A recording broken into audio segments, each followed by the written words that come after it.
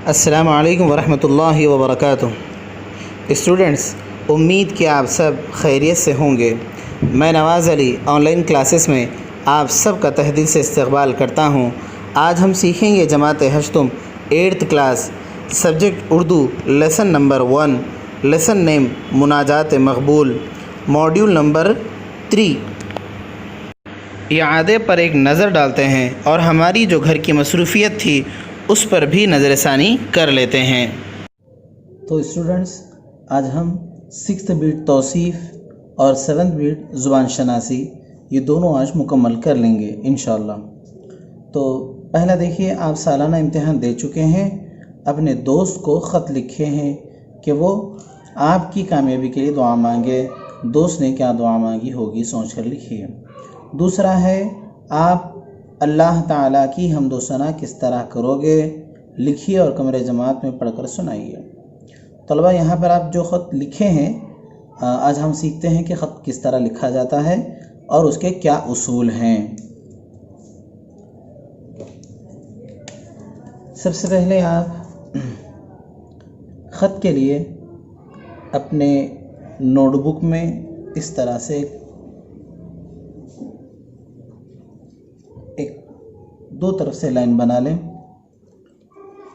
ख़त लिखने का उसूल ये है कि आप सीधी जानिब आप जहाँ से लिख रहे हैं वो जगह का नाम लिखें।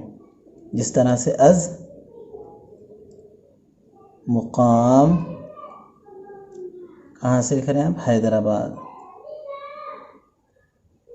जी, और बाएं जानिब तारीख़ 15/7/20। ठीक है। इसके बाद आप लिखेंगे, मेरे प्यारे दोस्त। यहाँ से मेरे प्यारे दोस्त, उसके नीचे लिखिए सलाम मसनून, ये दरमियान में आना चाहिए सलाम मसनून।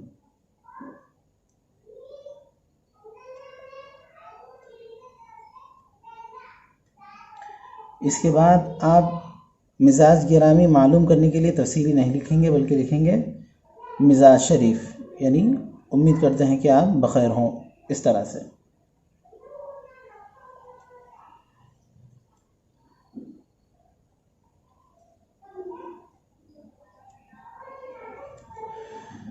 अब यहाँ पर जहाँ कहीं भी आप कुछ लिखना शुरू करें तो सबसे पहले थोड़ी स्पेस छोड़नी चाहिए, वहाँ से लिखना चाहिए। तो हम यहाँ से लिखते हैं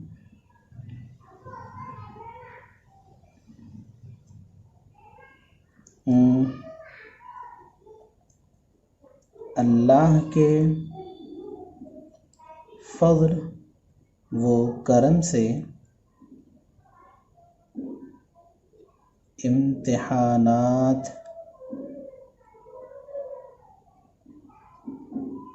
ख़त्म हुए।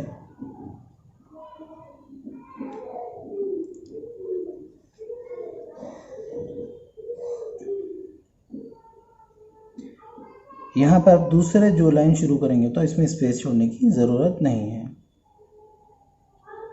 मैंने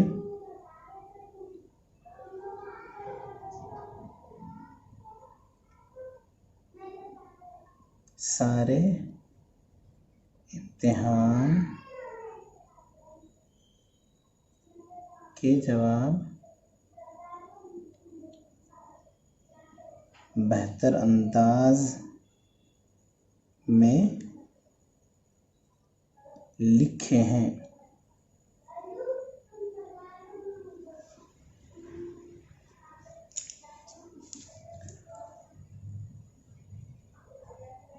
उम्मीद के अच्छे नंबरात आएंगे। आप भी दुआ कीजिए।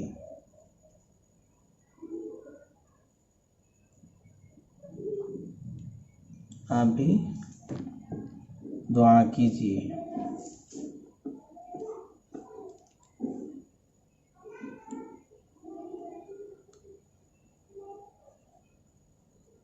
सबको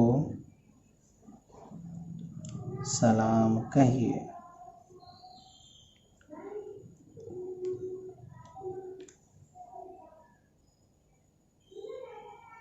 आपका मुखलिस दोस्त।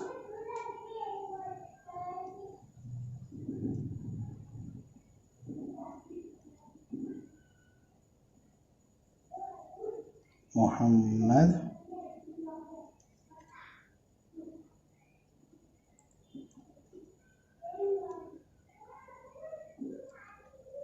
अकबर। ख़त के 3 उसूल हैं। सबसे पहला इब्तिदाइया, जो हम शुरुआत करते हैं जिस तरह से अज़्म-ख़ाम और तारीख़ और मेरे प्यारे दोस्त सलाम मसनून, ये पहला हिस्सा है।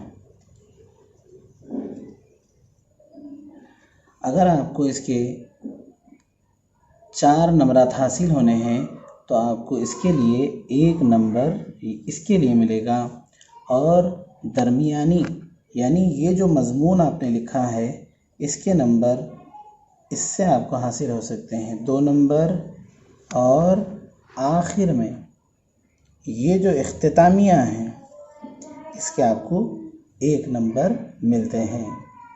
तो इस तरह से ख़त का मुकम्मल होने के लिए 3 चीज़ों का होना बेहद ज़रूरी है। एक है इब्तिदाइया, दूसरा है मवाद मज़मून, तीसरा है इख्तितामिया।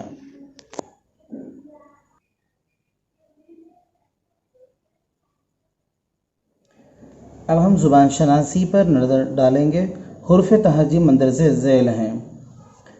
ये अलिफ से या तक ये कुल 36 हैं।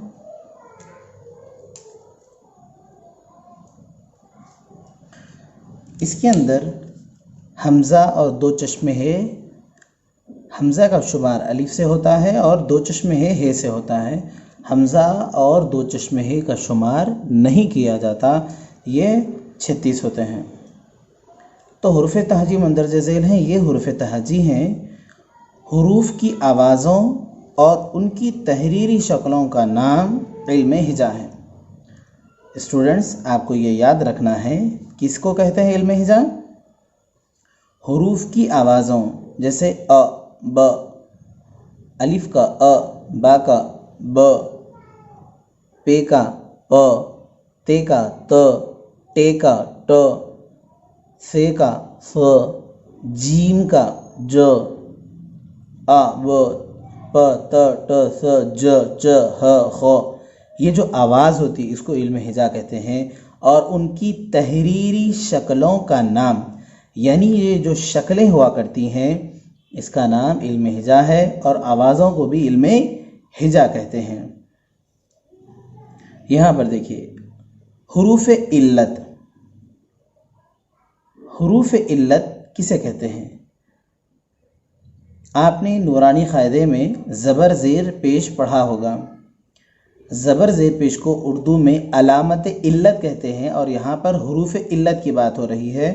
ऐसे हुरूफ़ जो बाज़ औक़ात एराब की जगह इस्तेमाल होते हैं। एराब किसे कहते हैं? एराब कहते हैं ज़बर ज़ेर पेश को। ज़बर ज़ेर पेश को एराब कहते हैं। ज़बर ज़ेर पेश, तस्दीद, जज़म, ये सारी चीज़ों को। ऐसे हुरूफ जो बाज़ वक्त एराब की जगह इस्तेमाल होते हैं वो 3 हैं, अलिफ, वाउ, या। 3 हुरूफ ऐसे हैं जो एराब की जगह इस्तेमाल होते हैं। ज़बर की जगह अलिफ इस्तेमाल होता है, ज़ेर की जगह ई इस्तेमाल होता है, और पेश की जगह वाव का इस्तेमाल होता है। एराब यानी ज़बर ज़ेर पेश को अलामत इल्लत भी कहते हैं। यानी ये जो एराब है इसको अलामत इल्लत कहते हैं। ठीक है। एक, आवाज़ों और तहरीरी शक्लों को इल्म हिजा। दूसरी बात, हुरूफ इल्लत, हुरूफ हर्फ है, यहाँ पे 3 हर्फ, ये अलामत है, ज़बर की एक अलामत है, ज़ेर की अलामत है, पेश की अलामत है। तो स्टूडेंट्स, हुरूफ और अलामत, अलामत यानी निशानी, ये निशानियाँ हैं ज़बर ज़ेर पेश की, और ये हुरूफ है। इसको हम इंग्लिश से यूँ समझ सकते हैं कि हुरूफ तहज्जी में ये 3 हुरूफ जो हुरूफ इल्लत हैं, इंग्लिश में इसी तरह से ए, ई, आई, ओ, यू वॉवेल्स हुआ करते हैं। इंग्लिश में जिस तरह वॉवेल्स हुआ करते हैं, उर्दू में इसी तरह हुरूफ इल्लत हुआ करते हैं। यूँ समझिए कि ये वॉवेल्स हैं। इसके अलावा जो हुरूफ हैं, यानी बाकी जो हुरूफ हैं, ये 36 में से ये 3 हुरूफ हम अलग कर देते हैं तो कितने बचते हैं? 33। वो 33 बाकी हुरूफ जो है उसका नाम हुरूफ सहीह है कहलाते हैं, जो हस्ब ज़ैल है। ये हुरूफ सहीह हैं, यानी ये 3 हुरूफ को हुरूफ इल्लत कहते हैं, बाकी 33 हुरूफ को हुरूफ सहीह कहते हैं। इंग्लिश में हम उन्हें क्या कहते हैं? इसको वॉवेल्स, इसको कॉन्सोनेंट्स। ठीक है, तो वही है यहाँ पर भी। तो इस तरह हुरूफ की 2 किस्में होती हैं। एक हुरूफ इल्लत, कितने हुरूफ इल्लत? 3 हैं, और हुरूफ सही कितने हैं? 33 हैं, 33 जी। तो यहाँ पर हम उसकी थोड़ी सी मश्क करते हैं। ज़ैल के अल्फाज में हुरूफ इल्लत के नीचे ख़त खींचिए। तो स्टूडेंट्स बताइए, इसमें हुरूफ इल्लत कौन सा हर्फ है? जी, अलिफ है। और इसमें बताइए कौन सा हर्फ है? जी, वाव है। इसमें बताइए कौन सा हर्फ है?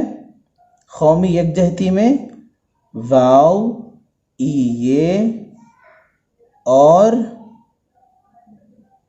यहाँ पर लास्ट में ई है। ये हुरूफ इल्लत हैं।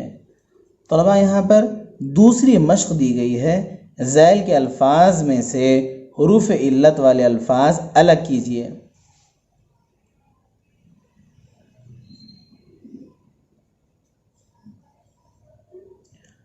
जूता, जूते का वाव। जवान,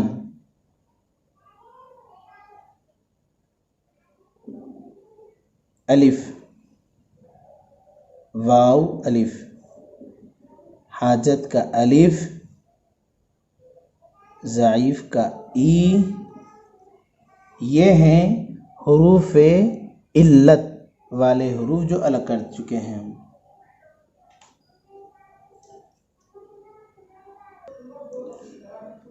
स्टूडेंट्स,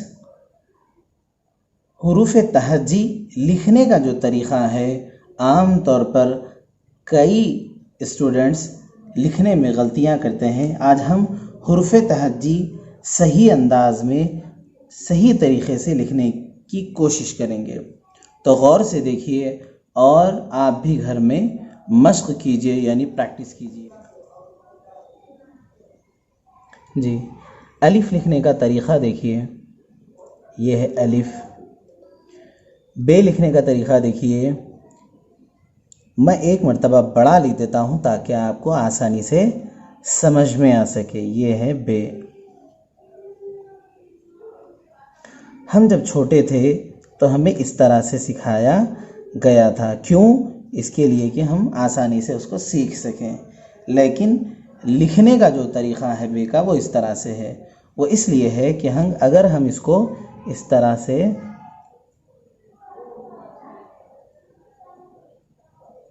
जी, तो ये कैलीग्राफी का जो किताबों में लिख कर आता है उस तरह से ये बे बन जाएगा। तो तलबा आपको किस तरह लिखना है? बे, इस तरह लिखना है। बे, पे, ते, टे से सब इसी तरह से आएंगे। वो दो नुक्ते देने का तरीक़ा ये होगा, यहाँ पर मैं बड़ा लिख देता हूँ, ये इस तरह से आप दो नुक्ते देंगे। आमतौर पर बच्चे यूँ करते हैं, ये गलत है। सही तरीक़ा ये है। क्यों? क्योंकि जब हम ख़त्ताती के पेन का इस्तेमाल करेंगे तो इससे ये होगा, आप जैसे ही पेन चलाएंगे तब आपके दो नुक्ते इस तरह से बन जाएंगे। तो तलबा आप क्या कीजिए,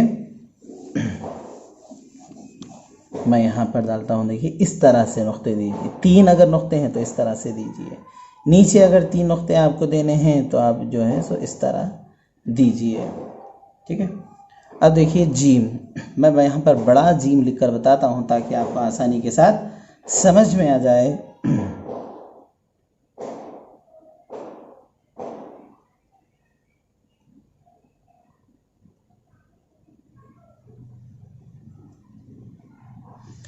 इसके अंदर ये गौर करने याद रखने वाली बात यह है कि आप सबसे पहले इसका सर और पेट दोनों को एक साथ रखें, यानी वो इस तरह से आगे पीछे ना हो जाए। यानी यहाँ पर पेट बाहर निकल चुका है या फिर सर बाहर है और पेट अंदर है, ये भी गलत और ये भी गलत तरीक़ा है लिखने का। और शुरुआत इस तरह से करें, यहाँ से शुरुआत करें और यहाँ पर ले जाकर इसको रोक दें।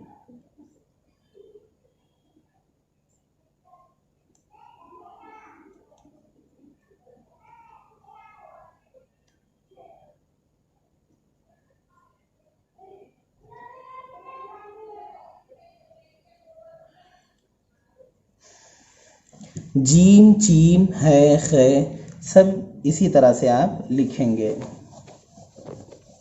अब देखिए दाल, दाल लिखने का तरीक़ा ये है,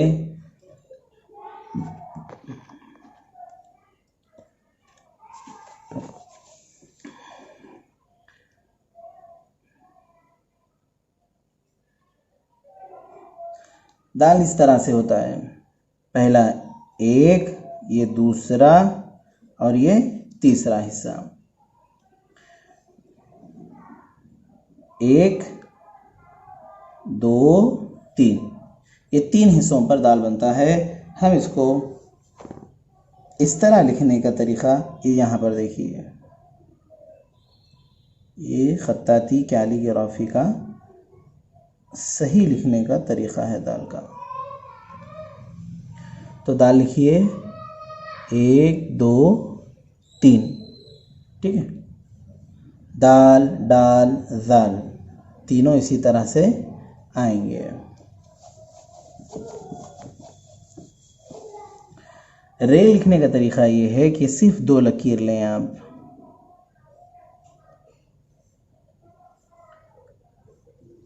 अगर आप इस तरह से लिखते हैं तो इस तरह के रे लिखने में आप देखिए कि किताबों में जो लिखा हुआ आता है वो इस तरह से होता है।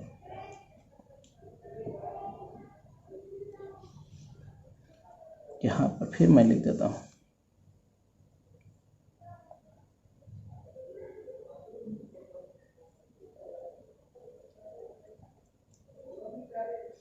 तो रे आप किस तरह से लिखें, सिर्फ दो लकीरों वाला रे लिखें।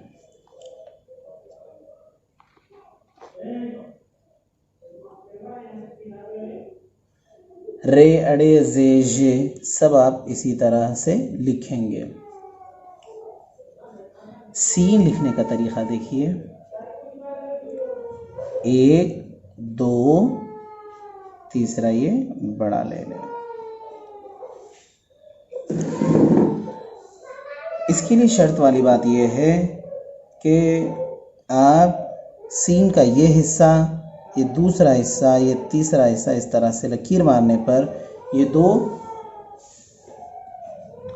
कुछ तिरछी शक्ल में या क्रॉस अंदाज में होना चाहिए। अगर आप सीन इस तरह से लिखते हैं तो ये गलत है, ये सही है।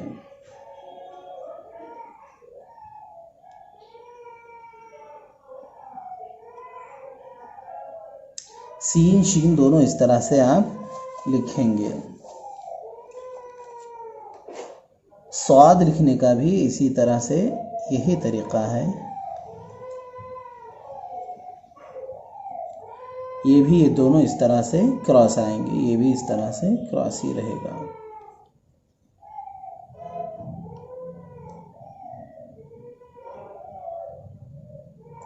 स्वाद और ज़ाद दोनों इसी तरह से आएंगे। तोय लिखने का तरीक़ा, नीचे से आप इस तरह से ऊपर ले जाएं, फिर ऊपर से लकीर लाकर नीचे मिला लें। ये तोय लिखने का तरीक़ा है। आम तौर पर बच्चे तलबा क्या करते हैं, इस तरह से लिखते हैं, ये गलत है। तरतीब ही इस तरह से होनी चाहिए। बाज़ तलबा सीन को इस तरह से लिखते हैं, उल्टा जाते हैं, नहीं ऐसे इस तरह से नहीं जाया करते। तोय और ज़ोय आप इस तरह से लिखेंगे।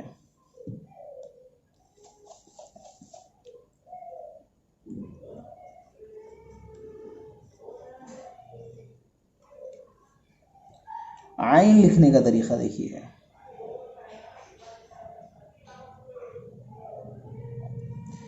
इसके लिए भी यही उसूल है कि आपका सर और पेट दोनों एक सा हों। जी, आप अगर इसको उल्टा लिखते हैं तो गलत है, या फिर बड़ा लिख इस तरह से लिखते हैं तो ये गलत है।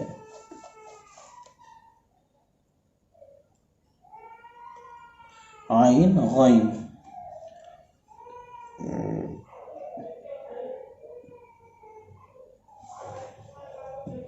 फे लिखने का तरीक़ा देखिए।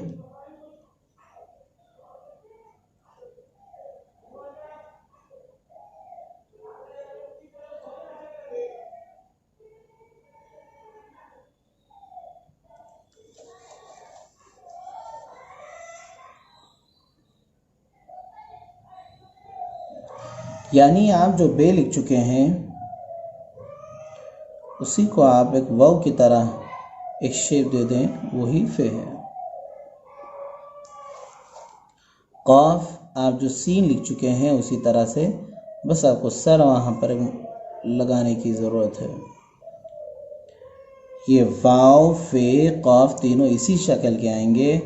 आप यहाँ से इसको ऐसा लिखेंगे तो ये फे होगा, और यहाँ से इसको गोल खींचेंगे तो ये क़ाफ होगा, और यहाँ से आप यहाँ तक रोक देंगे तो ये वाव होगा।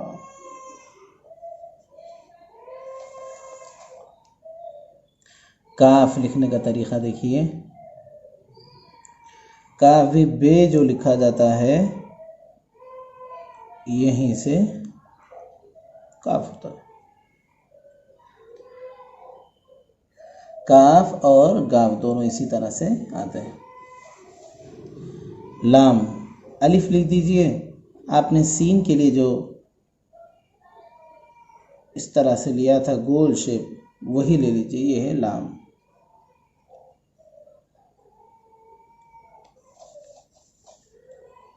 मीम इस तरह से लिखा जाता है।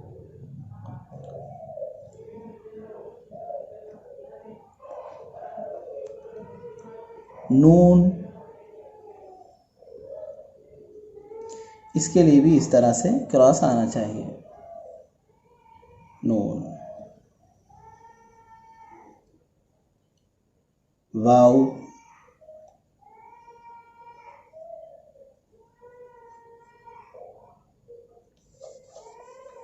है, हमजा, ई,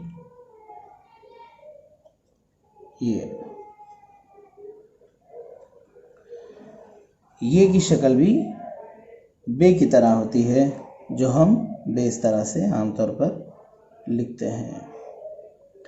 इसी बे को आप थोड़ा इस तरह से मिला लें, यह हो गया ये।